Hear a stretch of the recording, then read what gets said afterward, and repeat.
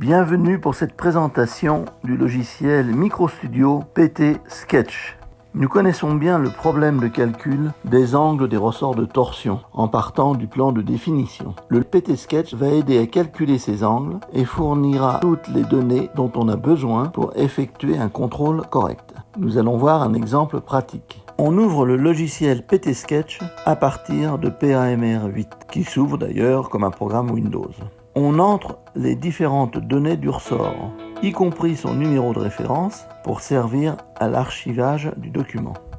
On indique ensuite le diamètre du fil, les angles des branches, angles radians ou tangentiels, puis le diamètre du corps, soit intérieur, moyen ou extérieur, car le logiciel calcule de lui-même les autres diamètres. On précisera les tolérances de diamètre. On prend ensuite comme référence la branche A et la branche B. On peut voir sur le plan à quoi correspondent l'une et l'autre. On indique la longueur de branche, la valeur RB1, qui correspond à la longueur jusqu'au point d'application de la charge. Si on dispose de la distance de l'axe du ressort au point d'application de la charge, on l'indique en face de RB. Si la branche est courbée, on peut renseigner alors la valeur HB. On procède de même avec la seconde branche, puis on indique l'angle entre les deux branches au repos.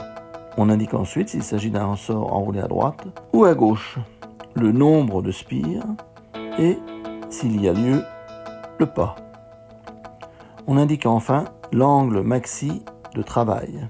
Le logiciel avertit l'opérateur d'un éventuel risque de serrage sur l'axe de guidage.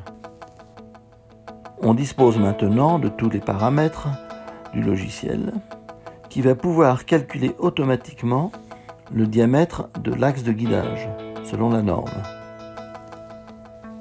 On choisit maintenant la forme des points d'application de la charge, soit rond, rectangulaire ou triangulaire. Dans ce dernier cas, l'épaisseur est assimilée à 0. Dans le logiciel PMR, on va pouvoir voir les données à enregistrer. Pour cela, il suffira de faire un copier-coller des valeurs que nous avons indiquées dans PT Sketch pour les envoyer vers PMR 8. Et on est ainsi prêt à effectuer les mesures.